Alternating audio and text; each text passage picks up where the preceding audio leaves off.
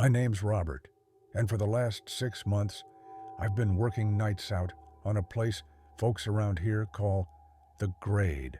On paper, it's just a lease road, a 20-mile strip of gravel cut through the pines, leading to a cluster of oilfield sites.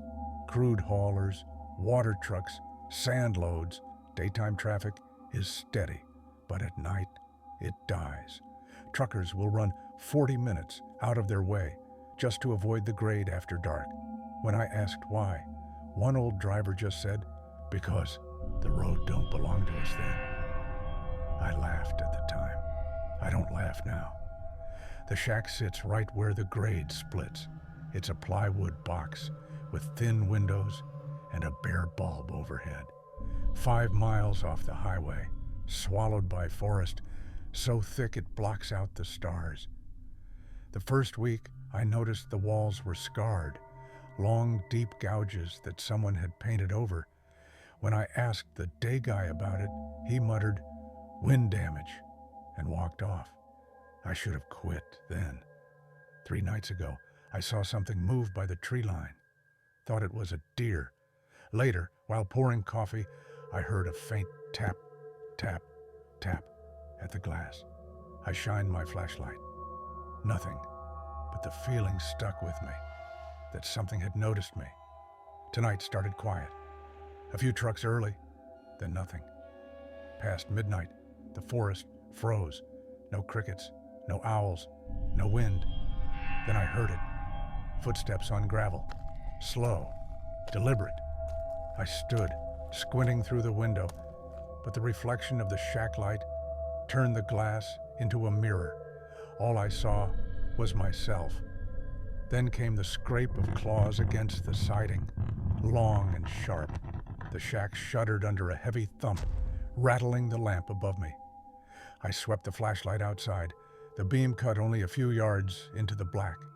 And there, between the trees, 2 pale orbs hovered. Not reflections, not eyes. They glowed, cold, steady, and far too high, off the ground. Then they vanished.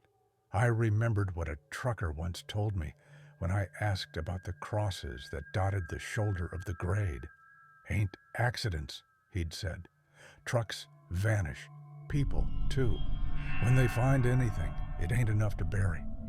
I thought he was joking, but sitting there with my heart pounding and the shack walls trembling, I realized he wasn't. The thing circled me. I heard claws raking the wood, the crunch of gravel, heavy breathing just outside. I tried the radio. Static. My phone. Dead. Then, crash. Glass burst inward. A hand shoved through. It wasn't human. The arm was too long, with extra joints bending the wrong way. Skin, pale, stretched thin, glistening like it was slick with oil. Fingers ended in hooked claws, dripping thick black fluid that smelled like rot. I swung my flashlight at it. The light hit and the thing shrieked. God, that sound. Like metal tearing, like an animal being slaughtered alive. So loud, my ears rang. The shack shook again as it threw itself against the walls. Dust fell from the ceiling. I dragged the desk to the door, barricading myself in. For hours, it tormented me. Sometimes silence. Sometimes a sudden, violent crash that made the whole shack jump. Each time it screamed, it was closer. At one point, the roof sagged under its weight. Boards cracked. Dust rained. And then, through the broken window, its head pushed inside. Skin like wax, stretched over a skull that wasn't built right. A mouth too wide, lined with jagged, needle-like teeth. It opened that mouth and shrieked. The sound filled the shack, shaking the glass in the other windows, rattling my bones. I dropped to the floor, hands over my ears, choking back sobs. It pulled away only when the first weak light of dawn touched the treetops. The next thing I heard was a horn. Tires on gravel. Day shift. I shoved the barricade aside, stumbled into the pale morning. My clothes were soaked with sweat, my hands shaking. The day guy climbed out of his truck and froze when he saw me. Jesus, Robert, what the hell happened to you? I couldn't answer. He looked at the shack, at the broken windows and claw marks gouged deep into the siding. His face went pale. Then his eyes shifted, past me, toward the trees, and that's when I saw them again.